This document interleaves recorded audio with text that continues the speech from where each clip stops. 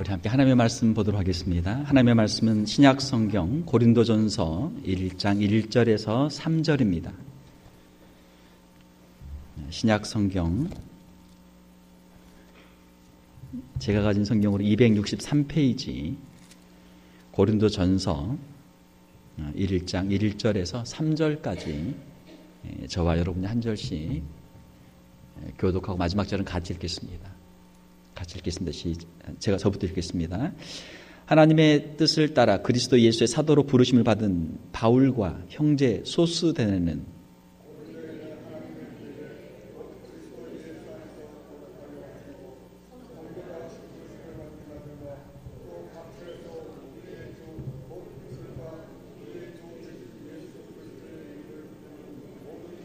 같이 읽겠습니다. 하나님 우리 아버지와 주 예수 그리스도로부터 은혜와 평강이 있기를 원하노라. 아멘. 저희가 새해를 맞이하면서 이 교회란 과연 무엇인가라는 큰 주제를 가지고 주일날도 말씀을 계속 전하고 있고 또 우리 금요일에도 계속해서 말씀을 보고 있습니다. 주일날은 우리가 성경에서 교회에 대해 말씀하고 여러 가지 비유들을 우리가 보고 있고 우리가 금요일에는 성경에 나와 있는 교회들, 과연 교회들이 어떤 교회들이 있었나, 또 교회들은 어떠한 어려움들이 있었고 어떤 문제들이 있었고 어떻게 그것들을 극복해 나갔나 하는 것들을 우리가 살펴보고 있습니다. 우리가 이 앞 시간에 금요일에 우리가 함께 본 교회들은 예루살렘 교회, 사도행전 2장의 예루살렘 교회, 그리고 안디옥 교회, 사도행전 11장의 안디옥 교회, 그리고 사도행전 15장에 있었던 예루살렘 회의를 우리가 함께 살펴보았고 또 그리고 로마에 있었던 교회, 로마 교회를 우리가 살펴보았습니다. 아주 중요한 교회들이죠. 예루살렘 교회는 최초의 교회, 성령 충만한 교회고 그리고 안디옥 교회는 최초의 이방 지역에 세웠던 이방인 교회, 선교하는 교회였고 사도행전 15장에서 예루살렘 회의는 최초의 교회 공의회에서 결정을 해서 각 교회 문서들을 결정했던 문서들을 보내는 아주 중요한 그런 회의였습니다. 또 우리가 지난주에 보았던 로마 교회, 로마서 1장부터 16장까지 사도 바울이 쓴 서신서 중에 가장 참 빛나는, 보석과 같이 빛나는 중요한 그런 로마서를 기록하게 했던 로마 교회, 로마 교회에 보낸 로마 서신을 보게 되면 거기에는 칭의와 성화라고 하는 우리 기독교의 가장 핵심적인 구원론에 있어서 가장 중요한 교리가 들어있는 그러한 성경이었죠. 우리 지난 시간에 살펴보았습니다. 오늘은 우리가 고린도 교회에 대해서 한번 살펴보도록 하겠습니다. 고린도 전서와 고린도 후서, 고린도 전서 16장, 그리고 고린도 후서 13장까지 약 한 29장에 걸쳐서 고린도 교회에 대한 자세한 내용들이 기록이 되어 있습니다. 사도 바울이 쓴 편지들 가운데 그 분량으로 따지게 되면 사실은 로마서보다 고린도 전서 후서를 합치게 되면 그 분량이 훨씬 더 많죠. 로마서는 16장이고 고린도 전서 16장, 고린도 후서 13장이니까 29장이란 말이에요. 그러니까 훨씬 더 많은 분량을 가지고 있는데 그만큼 사도 바울이 애정을 가지고 있었던 교회가 바로 이 고린도 교회라고 하는 것이죠. 그러면 이 고린도 교회는 어떤 교회입니까? 고린도 교회는 한마디로 말하면 고린도 교회는 우리 이민교회의 하나였던 전형적인 모습이에요. 이민교회. 예루살렘에 살고 있던 유대인들이 먼 지역에 흩어져서 살게 되는데 고린도는 어디입니까? 고린도는 아테네 바로 밑에 있는 도시죠. 그리스의 남단에 있는 그런 도시입니다. 그 지역에까지 유대인들이 흩어져 살고 있으니까 이민 가서 살고 있는 지역이고 거기에 가서 사도 바울이 복음을 전해서 개척한 교회죠. 고린도 교회의 특징을 두 가지로 말하면 하나는 이민교회, 이민교회라는 특징이 있고 두 번째로는 개척교회라는 특징이 있습니다. 사도 바울이 개척한 교회, 사도 바울이 2차 전도 여행하는 가운데 개척한 교회가 바로 이 고린도 교회죠. 우리가 이 고린도 교회를 좀 더 이해하기 위해서 우리가 성경 사도행전 18장을 우리 같이 한번 교독을 하고 제가 말씀을 전하도록 하겠습니다. 사도행전 18장 1절에서 마지막 절까지 저와 여러분이 우리 빨리 한번 교독을 하도록 하겠습니다. 제가 가진 성경으로 신약성경 219페이지입니다. 사도행전 18장 1절에서 마지막 절까지 저와 여러분이 한 절씩 교독하겠습니다. 자, 그 후에 바울이 아덴을 떠나 고린도에 이르러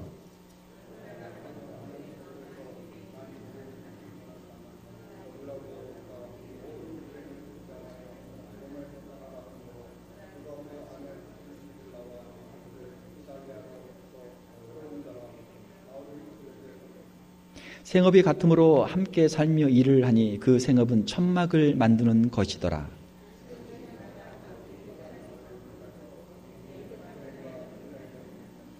실라와 디모데가 마게도냐로부터 내려오매 바울이 하나님의 말씀에 붙잡혀 유대인들에게 예수는 그리스도라 밝히 증언하니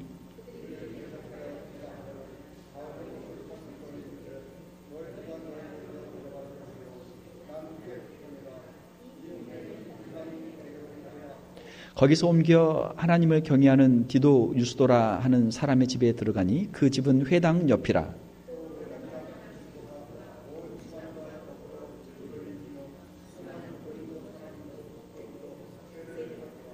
밤에 주께서 환상 가운데 바울에게 말씀하시되 두려워하지 말며 침묵하지 말고 말하라.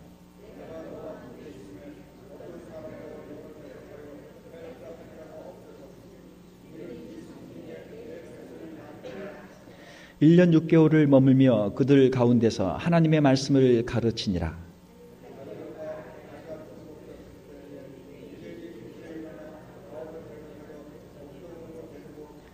말하되 이 사람의 율법을 어기면서 하나님을 경외하라고 사람들을 권한다 하거늘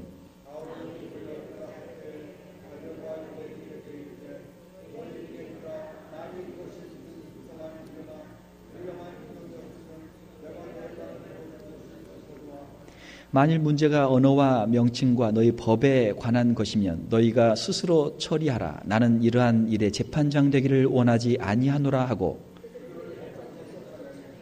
모든 사람이 회당장 소스데네를 잡아 법정 앞에서 때리되 갈리오가 이 일을 상관하지 아니하니라.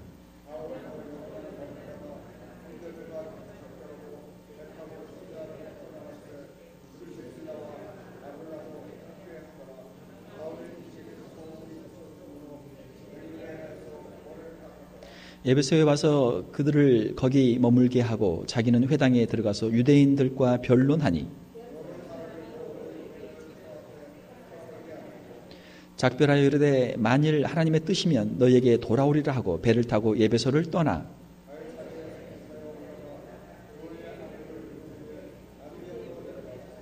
얼마 있다가 떠나 갈라디아와 부르기아 땅을 차례로 다니며 모든 제자를 굳건하게 하니라.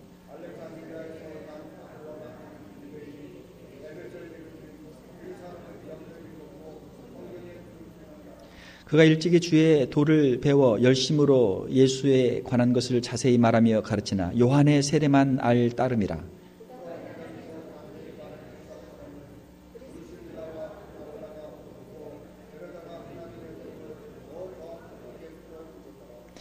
아볼로가 아가야로 건너가고자 하므로 형제들이 그를 격려하며 제자들에게 편지를 써 영접하라 하였더니 그가 감에 은혜로 말미암아 믿은 자들에게 많은 유익을 주니 이는 성경으로서 예수는 그리스도라고 증언하여 공중 앞에서 힘있게 유대인의 말을 이김이러라.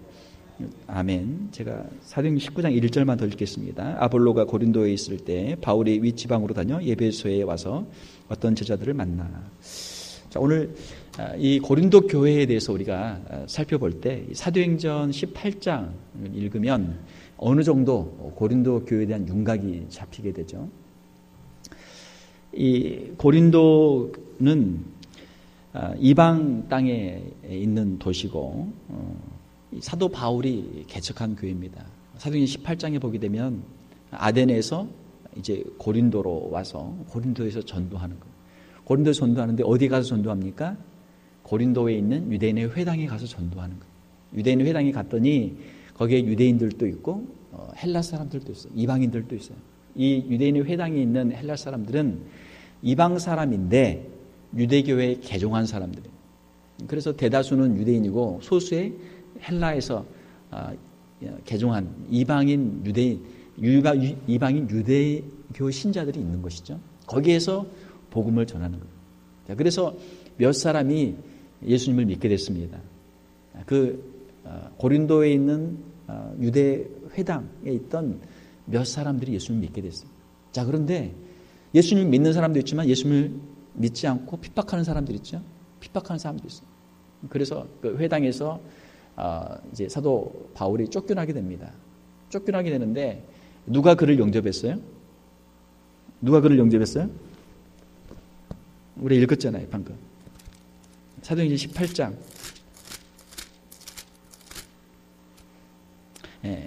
7절에 디도 유스도라는 사람이 사도 바울을 영접했어요. 그러니까 회당에서는 쫓겨났지만 회당 바로 옆에 있는 디도 유스도라고 하는 사람의 집에 들어가서 누구에게 복음을 전합니까? 이방인에게.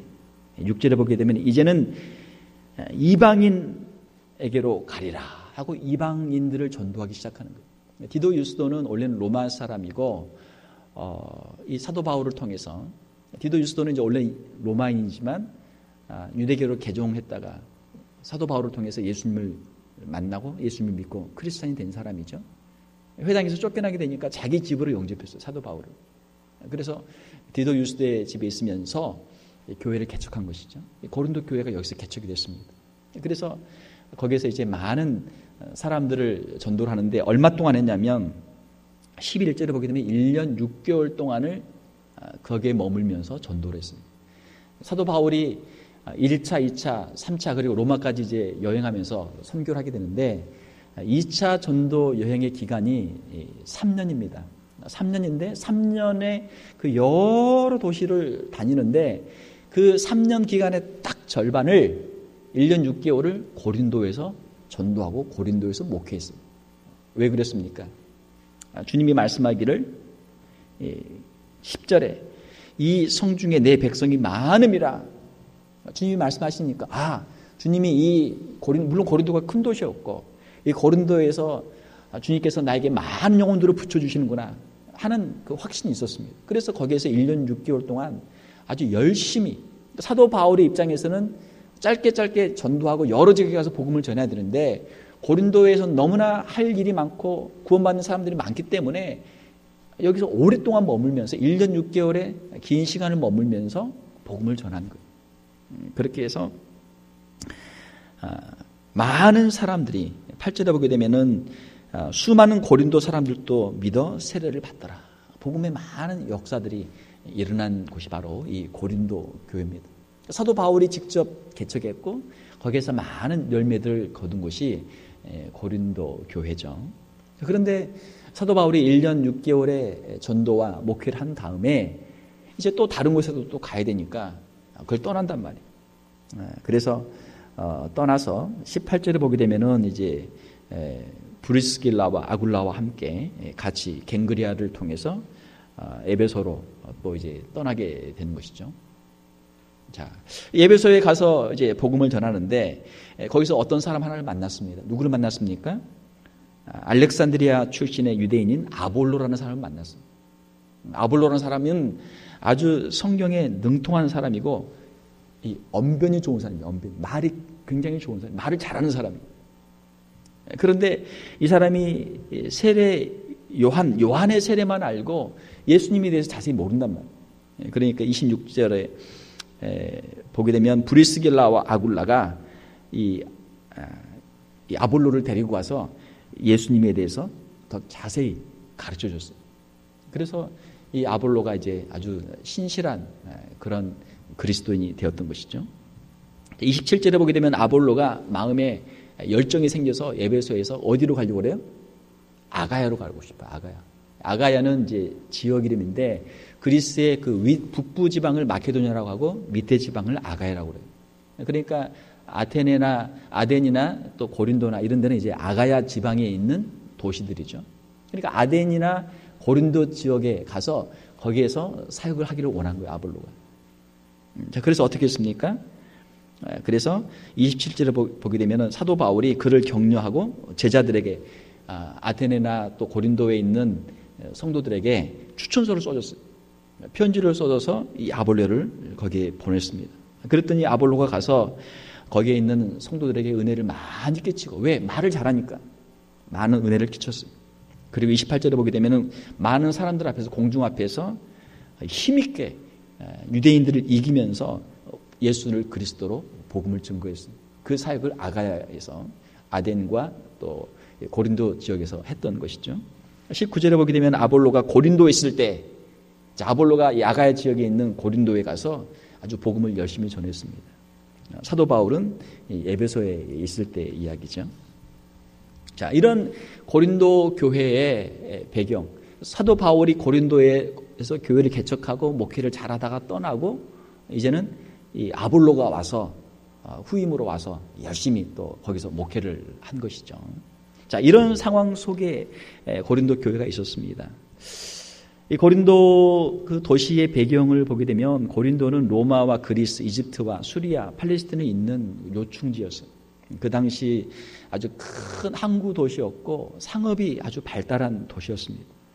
큰 도시였고 상업이 발달했기 때문에 그 그리스와 로마와 또 팔레스틴과 또 아프리카와 또 여러 지역의 그 문화들이 함께 들어와서 문화들이 혼재했었고 여러 가지 영향들이 있었는데 로마의 세속 문화, 그리고 그리스 로마의 신들 숭배, 다신을 숭배하는 그런 우상 숭배도 있었고, 또 그리스 지역이니까 그리스의 아테네에 가까우니까 여러 가지 그리스의 철학들이 또 이 고린도에 있었고요.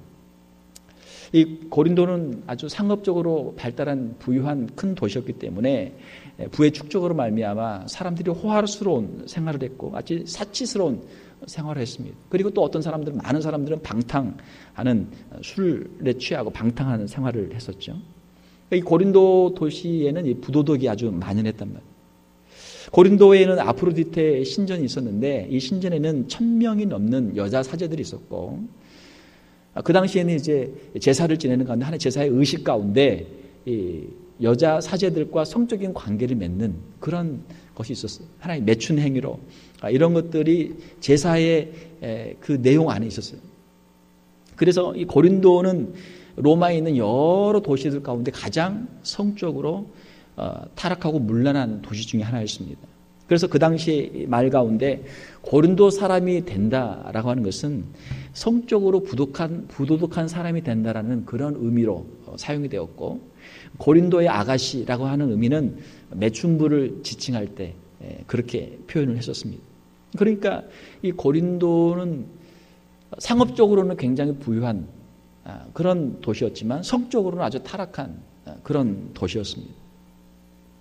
자, 사도 바울이 고린도에서 복음을 전하고 교회를 개척하고 고린도를 떠난 후에 사도 바울이 이제 3차 선교 여행을 하고 있는 가운데 사도 바울이 예배소에 있었는데 그 예배소에 있는데 고린도 교회의 이야기를 듣게 된 것입니다.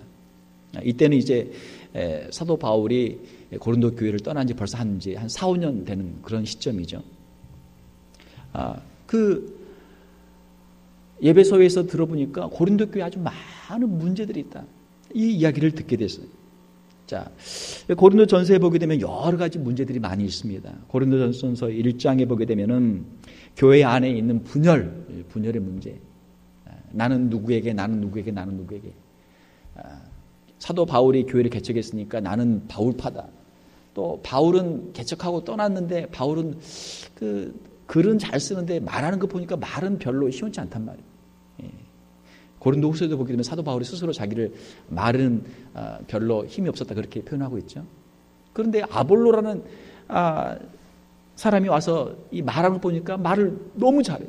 말을 아주 시원하게 잘하고 힘있게 잘하고 유대인들도 꼼짝 못하게 하고 그 말을 잘하니까 설교를 잘하니까 목사는 설교를 잘해야 되잖아요.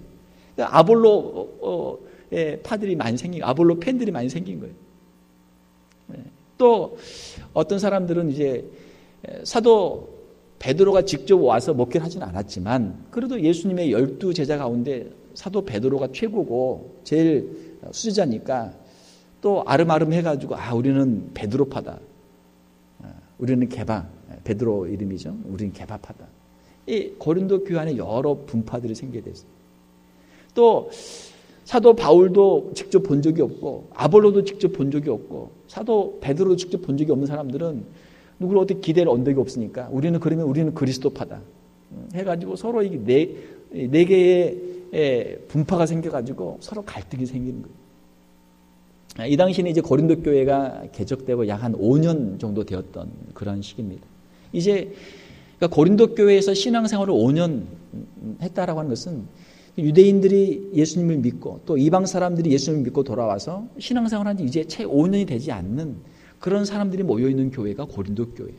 고린도 교회 자체가 개척한 지 5년밖에 되지 않는 교회니까 아직 영적으로 신앙적으로 걸음마 단계에 있는 그러한 개척교회, 전형적인 개척교회, 이민교회의 모습이 바로 이 고린도 교회의 모습입니다.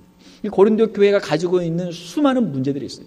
이 문제들은 사실은 오늘날 수많은 개척교회들이 가지고 있고 특별히 이민교회들이 이런 동일한 문제들을 가지고 있는 것을 우리가 보게 되는 것이죠.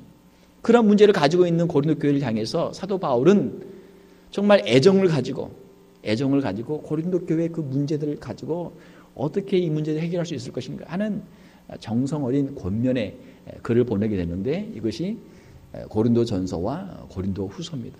고린도전서와 고린도후서는 약 한 6개월의 차이가 있어요. 고린도전서를 보냈는데 문제가 완전히 해결되지 않았기 때문에 사도 바울이 고린도에 3번의 편지를 보냈어요. 고린도후서 2장 4절을 보게 되면 사도 바울이 눈물로 쓴 편지를 보냈다라는 표현이 있습니다. 사도 바울이 3번씩이나 편지를 보냈어요. 고린도 교회에. 고린도전서를 보내고 문제가 해결되지 않으니까 다시 또 눈물의 편지를 또 다시 보내고 그래도 문제가 제대로 해결되지 않으니까 또 3번째 고린도후서까지 편지를 3번이나 보냈어요. 그래서 그 짧은 6개월 사이에 이 고린도 교회를 향한 사도 바울의 그 열정을 우리가 보게 되는 것이죠. 자, 그러면 고린도 교회는 어떠한 문제들이 있었습니까? 1장에 보게 되면은 교회에 분열이 있었어요. 교회에 분파가 있었습니다. 4개의 분파가 있었죠. 사도 바울은 거기에 대해서 어떻게 이야기합니까? 누가 교회를 나누게 하였느냐? 그리스도가 나누게 하였느냐? 내가 교회를 나눴느냐? 아니라는 거예요. 물론 아볼로도 교회를 나누지 않고 베드로도 교회를 나누지 않았죠. 서로 자기들이 싸우면서 마음에 맞지 않는 사람들과 서로 싸우면서 분파를 만들면서 자기의 어떤 그 백그라운드로 자기의 권위를 의지하기 위해서 자기가 아는 사람의 줄을 대가지고 권위 있는 사람들의 이름을 대서 분파를 만든 거예요. 아무도 분파를 만든 영적인 지도자는 없습니다. 그 성도들이, 믿음이 약한 성도들이 그렇게 한 것이죠. 그러므로 사도 바울은 교회는 예수 그리스도 안에서 복음으로 하나가 되어야 된다. 너희들이 서로 다투고 분파를 만드는 것이 이것이 합당하지 않다. 분쟁의 부당성을 말씀을 하고 있죠. 1장 18절에서 4장까지 그 내용입니다. 5장에 가게 되면은 또 고린도 교회에 어떤 문제가 있었어요? 근친상간의 문제가 있었어요. 역시 고린도의 그 타락한 문화 속에서 이 성도들이 영향을 받으니까 이러한 근친상간, 음행의 문제가 교회 안에 있었던 것이죠. 물론 잘못된 것이죠. 그 다음에 6장에 보게 되면 소송 문제, 성도들 간에 서로 다툼이 있어가지고 세상 법정에 가지고 와서 다투는 문제가 있었어요. 성도 간의 분쟁은 교회 안에서 은혜스럽게 해결이 돼야지 이것을 믿지 않는 사람에게까지 가지고 가서 너희가 소송하는 것이 잘못됐다 말씀을 하고 있고, 그 다음에 6장 이하에 12절 이하에 보게 되면 음행의 문제를 말씀하면서 우리의 몸은 성령께서 거주하시는 성전이다. 우리의 몸의 성적인 순결을 유지할 것을 말씀을 하고 있죠. 그리고 7장에서는 결혼 문제, 혼인을 귀하게 여겨라. 혼인을 귀하게 여겨라. 하나님께서 결혼이라고 하는 법을 주신 이유는 우리 인간들이 가지고 있는 연약함 때문에 하나님께서 결혼이라고 하는 법을 주셔서 서로가 서로를 의지하고 서로를 보호하면서 함께 하나님을 섬길 수 있도록 하는 법을 만들어준 것이 결혼 제도죠. 며칠 전 뉴스를 보니까 한국에서 헌법재판소에서 7대2로 이 간통죄를 폐지했다라고 하는 그런 뉴스를 봤습니다. 세상 사람들이 볼 때는 남녀 간에 서로 사랑하고 성적인 관계를 갖는 것이 개인의 자유의 문제지 이것을 누가 사회법이나 또 국가의 법으로 이거를 규정할 수 있겠느냐. 이렇게 해서 이걸 이제 폐지를 시킨 거거든요. 세상 사람들의 도덕의 수준과 사람들의 기준이 그 정도예요. 그 정도예요. 그러나 하나님께서는 이것을 죄로 하나님은 말씀하시죠. 하나님은 죄로 말씀하죠. 사람들이 가지고 있는 기준, 사람들이 사회법으로 또 나라의 법으로 나는 나라의 법에 저촉되지 않으니까 나는 아무런 문제가 없다. 음행을 지어도 간통을 해도 배우자를 두고 부정한 행위를 해도 이것이 사회법의 처벌을 받지 않으니까 사람들은 떳떳하단 말이에요. 그러나 하나님께서는 우리가 가지고 있는 우리의 양심이나 우리가 가지고 있는 사회법 이상으로 하나님께서는 법을 정하시고 우리에게 요구하고 계세요. 그러니까 고린도에 있었던 이 만연한 성적인 문제, 그들은 그 당시의 문화 속에서 누구나 그렇게 하니까, 모든 사람들이 그렇게 하니까 자연스럽게 했지만 하나님의 말씀 앞에서는 이것이 정당한 것이 아니었던 것이죠. 사랑하는 성도 여러분, 우리가 결혼을 우리가 하나님 앞에서 우리가 서약한 대로 우리가 정절을 지키고 가정을 귀하게 여길 수 있기를 주님의 이름으로 축원합니다. 사탄 마귀의 전략은 가정을 파괴시키는 거예요.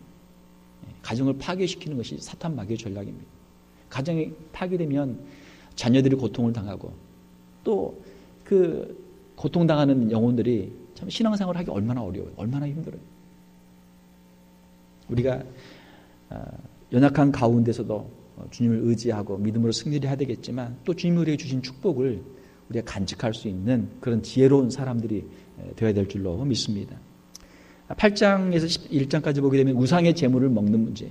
그 고린도 지역에 수많은 신들이 있었고 우상 숭배가 있었기 때문에 우상의 제물을 먹는 문제가 또 교회에서 큰 문제가 됐습니다. 거기에 대한 사도 바울의 답은 약한 형제들을 시험에 들게 하지 마라. 시험에 들게 하지 마라. 그리고 11장에 보게 되면 이제 이하에서는 예배, 공공 예배에 대한 그런 이슈들이죠. 예배에서 여성들이 어떠한 태도를 취해야 될 것인가? 여성들의 태도에 대한 문제가 11장 2절에서 16절. 사도 바울은 예배에서 질서를 지켜라. 모든 것이 질서대로 예배에 있어서 질서를 지키도록 해라. 그리고 11장 17절 34절까지는 예배 시의 성찬식의 문제. 성찬식을 어떻게 할 것인가?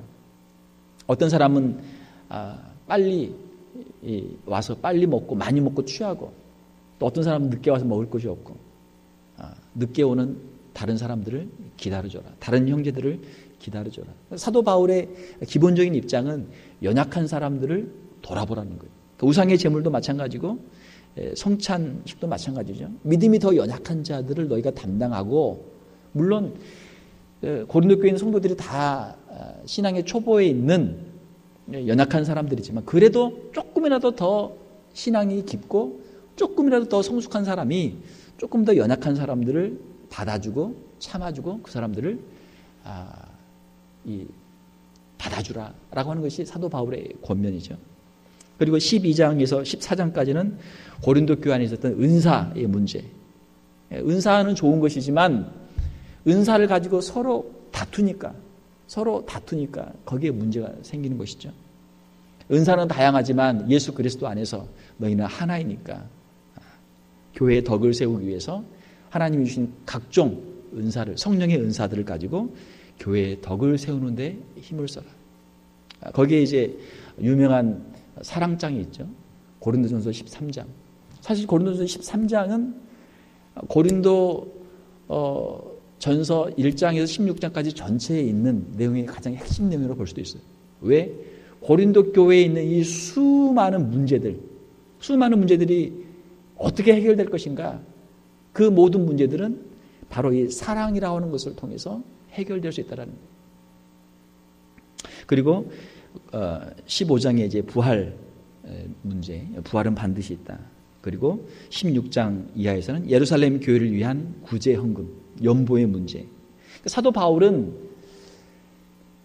예루살렘 교회 외에 그가 안디옥 교회에서부터 목회를 시작해서 그 수많은 교회들을 개척하고 수많은 교회들에 가서 사역을 했는데 이방 지역에 있는 교회들에 가서 전도하고 교회를 개척하고 교회를 세우고 항상 했던 게 무엇이냐면 예루살렘 교회에 너희들이 연보를 해라. 예루살렘 교회에 너희들이 구제헌금을 해라. 이것을 가는 데마다 이야기를 했어요. 안디옥 교회에 가서도 구제헌금을 가지고 예루살렘에 가서 그걸 주고 떠났죠. 선교를 떠났죠. 그리고 마게도냐나 아가야나 또 어느 지역을 가든지 항상 했던 이야기가 무엇이냐면 너희들이 예루살렘에 있는 가난한 형제들을 생각해라. 그 당시 이제 로마나 또 고린도나 또 여러 에베소나 큰 도시들은 아주 경제적으로 굉장히 발달한 도시들이고 아주 부한 그런 도시들이었거든요. 그러니까 거기에 살고 있는 사람들의 수준이 높단 말이에요. 그런데 예루살렘은 이제 그 팔레스틴에 있는 예루살렘은 거기는 그래도 이제 변방이고 로마의 큰 도시들에 비하면 변방이고 또 예루살렘에 가난한 사람들이 많이 있었기 때문에 사도 바울의 마음속에는 항상 본인이 이방인의 사도로서 이방인을 전도하는 사명을 받았지만 마음속에는 예루살렘에 있는 가난한 성도들을 구제해야 된다는 마음이 항상 있었어요. 그래서 3차 선교를 마치고 예루살렘으로 가잖아요. 예루살렘에 있는 성도들에게 구제헌금을 갖다 주기 위해 갔다가 거기에서 이제 유대인들에 의해서 잡혀서 로마로 이제 압송이 되게 되죠. 사도 바울의 마음속에 항상 그런 마음이 있었어요. 이걸 이제 우리 이민교회 세팅에 우리가 생각을 해보면 어떻습니까? 미국에 와서 1세들 정말 부지런하게 성실하게 열심히 일하지만 우리가 버는 건 한계가 있잖아요. 한계가 있단 말이에요. 그런데 2세들은 어때요? 2세들은 여기서 자라서 영어도 잘하고 좋은 교육, 대학도 받고 직장에 취직하면 얼마나 수입이 좋아요. 저희 교회도 이제 우리 2세들이 잘 성장하고 있는데 2세들이 헌금하는 거 보면 참 감동을 받을 때가 많아요. 물론 믿음이 있으니까 하는 거지만 잘한단 말이에요. 그러니까 더 여유가 있는 사람들이 더 연약한 사람들을 도와주는 것. 이것이 이제 하나님께서 말씀하시는 이 연보의 구제 그런 원리죠. 어려운 사람들을 돕는 마음으로 자기의 믿음의 분량대로 자원하는 마음으로 예루살렘 교회 가난한 사람들을 위해서 구제헌금을 하라라고 이야기를 하고 인사를 하고 이 고린도전서를 마치게 되죠. 자, 사도 바울은 고린도 교회에 이 편지를 보냈어요. 모든 문제마다 아주 자세하게 어떻게 이 문제를 해결할 것인가 하는 문제를 가지고 아주 자세하게 이걸 보냈어요. 그런데 이 고린도 교회에 있던 사람들이 사도 바울이 편지를 받고도 회개를 하지 않는 거예요. 문제가 해결되지 않았어요. 그래서 아까 말씀드린 대로 고린도 후서를 보내기 전에 그건 이제 그 편지는 이제 분실돼서 우리에게 전해지지 않았지만 눈물의 편지를 한 번 더 보냈고 그리고 그 다음에 또 세 번째로 고린도 후서를 또 보냈어요. 자, 그 눈물의 편지를 보낸 후에 어느 정도 고린도 교회 있는 성도들이 회개하고 문제가 어느 정도 해결됐습니다. 그런데 또 다른 문제가 시작이 됐는데 그 문제는 무엇이었냐면 고린도 교회 안에서 사도 바울의 사도성에 대한 이슈를 제기하는 사람들이 생기게 됐어요. 사도 바울이 진짜 사도냐? 사도 바울이 전한 복음이 진짜 복음이 맞느냐? 라고 하는 그런 사도 바울의 사도성에 대한 의문이 제기가 됐습니다. 물론 거짓 교사들에 의해서 잘못된 사람들에 의해서 제기된 것이죠. 거기에 대해 사도 바울은 이제 고린도 후서를 다시 이제 기록하죠. 그래서 3차 여행 중에 마게도냐에 있는 빌립보에서 고린도 전서는 에베소에서 기록을 했고 그 다음에 이제 고린도 후서는 이제 빌립보에서 기록해서 보냅니다. 고린도후서 1장에서 7장까지는 사도 바울의 사도권에 대한 아주 긴 그 해명으로 기록이 되어 있습니다. 사도 바울은 자신이 주님께로부터 복음을 받았고 자신은 복음만을 전하기 위해서 자신의 일생을 헌신했다라고 하는 내용이 기록이 되어 있고 자신은 그 복음을 전하기 위해서 모든 고난들을 감당했다라고 하는 내용이 기록이 되어 있습니다. 그리고 사도 바울 자신의 사도로서의 직무를 고린도후서 5장 18절에 20절에 보게 되면은 화목케 하는 직분으로 자신의 사도의 직분을 그렇게 말씀을 하고 있습니다. 그리고 역시 고린도후서 8장에서부터 9장 15절까지는 예루살렘 교회를 위한 구제 연보에 대해서 다시 한번 고린도 교회에 대해서 부탁을 하는 내용이죠. 고린도 교회 성도들이 헌금을 구제 헌금을 모으고 그것을 이제 전달을 하기 위해서 디도 사도 바울과 함께 사역했던 디도를 그 연보 위원으로 고린도후서 8장 6절에 보게 되면은 이제 고린도 교회에 파송을 하게 되죠. 그리고 우리의 헌금하는 자세에 대해서 말씀을 하죠. 고린도후서 8장 13절에서 15절에 보게 되면은 하나님께서는 왜 우리로 하여금 헌금을 하게 하시는가, 연보를 하게 하시는가? 연보를 하는 이유는 평균케 하려 합니다. 하나님께서 더 많은 물질을 주시고 많은 축복을 준 사람들이 더 어려운 사람들, 고난 가운데 있는 사람들에게 자기의 것을 나누어 주어서 서로가 균등하게 되는 것. 이것이 연보의 목적이다라고 하는 것이죠. 헌금하는 자세에 대해서는 고린도후서 9장 5절에서 7절에 보게 되면은 마음에 정한 대로 인색함이 없이 억지로 하지 말고 자원하는 마음으로 하라 해서 헌금에 대한 그 자세를 말씀을 해줍니다. 그리고 고린도후서 10장에서 13장까지는 사도 바울의 사도권에 대해서 다시 한번 적극적으로 주장하고 인사로 서신을 마치게 됩니다. 사도 바울의 그 모든 수고 또 고난과 신비 체험들이 여기에 기록이 되어 있죠. 고린도후서 11장 23절에서 30절에는 사도 바울이 얼마나 수고했는가. 그가 죽기를 각오하고 수많은 매를 맞고 옥에 갇히고 줄이고 자지 못하고 그가 고생했던, 복음을 전하기 위해 고생했던 이 모든 것들이 거기에 기록이 되어 있습니다. 고린도후서 12장 12절에 보게 되면 사도 바울은 자신이 하나님의 사도, 예수 그리스도의 사도인 것을 어떻게 이야기하냐면 네 가지를 이야기하는데 그 네 가지 중에 가장 첫 번째 되는 자신의 사도로서의 증거를 자신이 고난 가운데 그 고난을 참은 것, 고난을 이긴 것을 자신의 사도의 증거로 말씀하고 있습니다. 일반 사람들은 아무리 좋은 일을 하려고 해도 그 고난을 당하면 어떻게 돼요? 좋은 일을 하다가 고난 당하면 어떻게 돼요? 나에게 별 유익이 없는, 내가 좋은 일을 하지만 나에게 고난 당하는 일이 있으면 어떻게 돼요? 그 일을 계속 할 필요가 있어요, 없어요? 하다 그만두죠. 내가 나 위해 좋다고 한 일인데, 당신 위해 좋다고 당신을 위해서 하는 일인데 당신이 그렇게 나 싫어하고 핍박하는데 내가 이 일을 할 필요가 있느냐? 그만두는 거예요. 일반 사람들 그만둔단 말이에요. 사도 바울은 그 수많은 핍박을 받으면서 왜 내가 이 사역을 그만두지 못했느냐?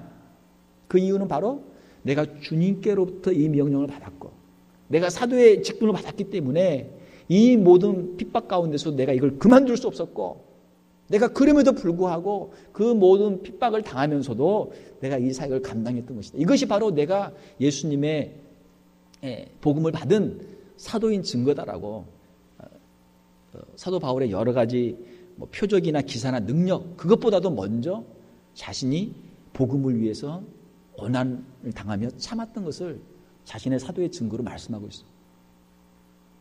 이 고린도 후서를 보게 되면 좀 사도 바울의 그 열정, 사도 바울의 그 마음, 정말 고린도 교회를 사랑하며 고린도 교회 성도들을 향한 자신의 그 마음, 이게 여기에 다 들어있죠. 로마서 같은 경우는 상당히 이론적이고 조직적이고 체계적인 논리적인 그러한 서신서예요. 그러나 고린도 전서와 고린도 후서를 보게 되면 사도 바울의 눈물과 사도 바울의 사랑과 사도 바울의 애정과 사도 바울의 자신의 간증과 자신의 정말 구구절절한 그 마음이 들어있는 서신서가 고린도 전서와 고린도 후서죠. 그만큼 고린도 교회를 향한 애정이 있었던 거예요. 로마 교회는 사도 바울이 한 번도 본 적이 없는 상태에서 편지를 썼기 때문에 상당히 사무적이죠. 사무적이란 말이에요. 기독교의 구원의 교리를 증거하고 앞으로 내가 방문할 텐데 나를 따뜻하게 맞이해주고 내가 앞으로 저 스페인까지 서바나까지 복음 전하기 선교할 내가 지금 마음이 있으니까 나를 좀 도와달라라고 하는 그런 어떻게 보면 다분히 사무적인 그런 편지죠.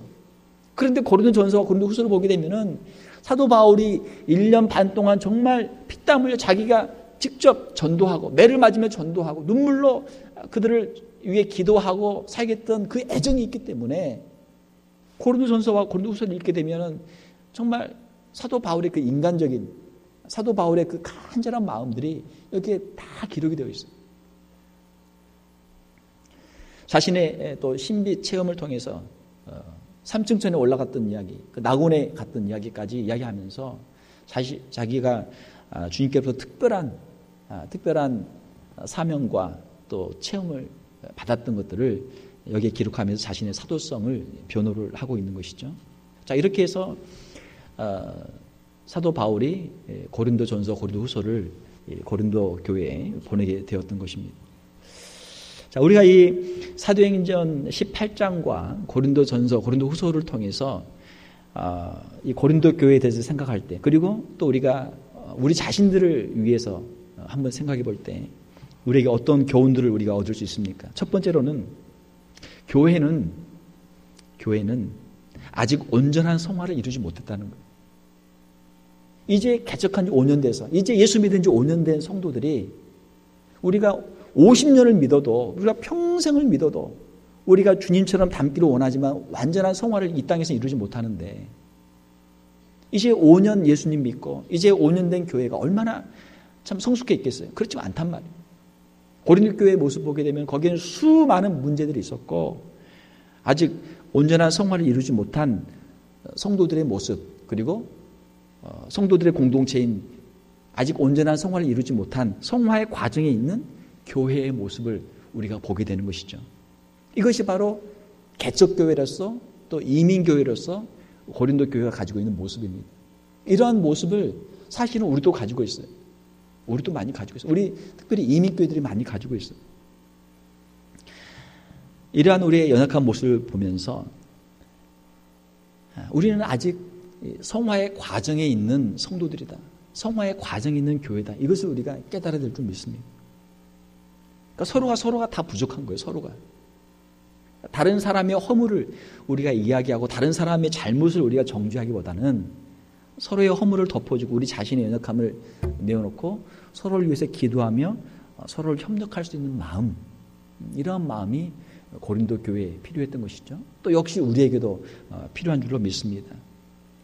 교회는 계속해서 성장해야 하고, 성장한다는 의미는 양적인 성장보다도 영적으로 더 성숙해지는 의미의 성장을 해야 합니다. 성화의 과정을 이루어야 돼요. 또한 우리가 배울 수 있는 교훈들은 이 지상에 있는 교회는 언제든지 세속 문화에 아주 강력한 도전을 받고 있다라고 하는 것입니다. 고린도 교회가 고린도 지역의 그 세속 문화, 인본주의, 또 현세주의, 또 향락주의, 이러한 것들을 통해서 끊임없이 도전을 받고, 그런 세속 문화들이, 도전들이 교회에 들어왔던 것처럼 오늘날도 우리도 이 세속에, 우리가 한국에 살고 있으면 한국의 문화, 미국에 살고 있으면 미국의 문화를 우리도 받고 있어요.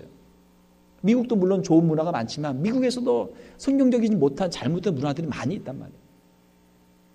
배금주의나 또 쾌락주의나 또 개인주의나 미국이 가지고 있는 이러한 다양한 문화들이 교회에 끊임없이 들어오고 있어요.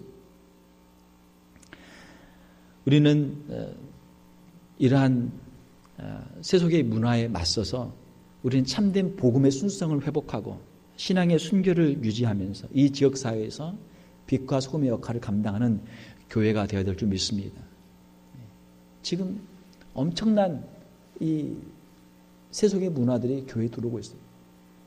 우리가 신앙의 순수성을 회복할 때, 다시 우리의 신앙을 회복할 때 주님 앞에 쓰임받는 그러한 교회가 될 줄로 믿습니다. 마지막으로는 교회는 사랑으로 하나 되어야 된다는 것입니다. 사랑으로 하나 된다. 고린도전서 13장에 있는 것처럼 사랑으로 하나가 되어야 된다. 수많은 문제들이 있습니다. 이 문제들을 어떻게 우리가 극복할 것인가? 서로 다 부족하고 서로 연약하기 때문에 서로가 서로의 허물을 덮어주고 서로가 서로를 용납해주고 사랑으로 이겨야 돼요. 영적인 성숙을 함께 이루어가야 돼요. 고린도 교회에 주신, 사도 바울이 고린도 교회에 주신 말씀들 가운데 우리 고린도전서 13장만 우리 한번 같이 읽고 오늘 말씀 마치도록 하겠습니다. 고린도전서 13장 말씀입니다. 제가 가진 성경으로 신약 성경 279페이지 고린도전서 13장입니다. 저부터 한 절씩 우리 교독해서 마지막 절은 같이 합독해서 읽도록 하겠습니다. 내가 사람의 방언과 천사의 말을 할지라도 사랑이 없으면 소리나는 구리와 울리는 꽹과리가 되고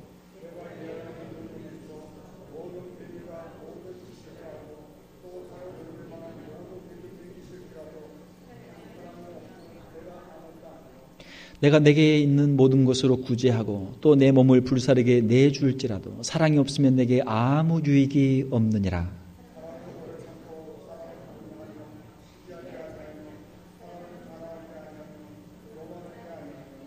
무례히 행하지 아니하며 자기의 유익을 구하지 아니하며 성내지 아니하며 악한 것을 생각하지 아니하며 모든 것을 참으며 모든 것을 믿으며 모든 것을 바라며 모든 것을 견디느니라.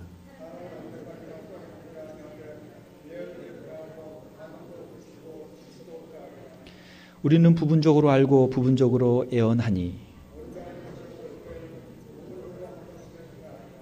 내가 어렸을 때에는 말하는 것이 어린아이와 같고 깨닫는 것이 어린아이와 같고 생각하는 것이 어린아이와 같다가 장성한 사람이 되어서는 어린아이의 일을 버렸노라.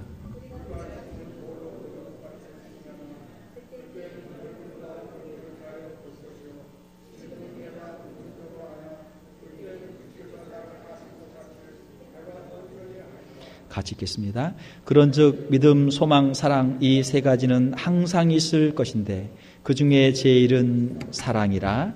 아멘. 함께 기도하겠습니다. 하나님 아버지, 이 시간 사도 바울이 모든 핍박과 고난을 받으며 복음을 전하고 개척했던 고린도 교회, 그 교회에 많은 문제들이 있었고 또 그 문제들을 해결하기 위해서 사도 바울이 눈물로 정성을 다해 권면하며 서로 사랑할 것을 말씀하는 내용을 우리가 함께 생각해 보았습니다. 하나님, 우리의 신앙생활이 아직도 우리는 어린 상태에 있고 어린 아이와 같이 깨닫고 어린 아이와 같이 생각하고 어린 아이와 같이 말하는 상태에 있는 줄로 믿습니다. 하나님, 더욱더 영적으로 장성한 사람들이 되게 하여 주시옵소서. 어린 아이의 일을 버리게 도와주시며 더 많은 사람들을 품고 섬기며 온전한 교회의 덕을 세울 수 있는 저희들 되게 하여 주시옵소서. 주의 몸된 교회가 지난 50년의 긴 역사를 지나왔지만 아직도 더 성장해야 되고 더 영적으로 성숙해야 되는 줄 믿습니다. 주의 몸된 교회가 더욱더 성숙하게 도와주시고 더욱더 성화의 길을 잘 걷게 하여 주셔서 지역사회의 빛과 소금의 칼을 감당하며 이 어두운 시대 가운데, 세대 가운데 복음의 빛을 증거하며 많은 영혼들을 죽기로 인도하며 주님 오실 길을 예비할 수 있는 귀한 교회가 되게 하여 주시옵소서.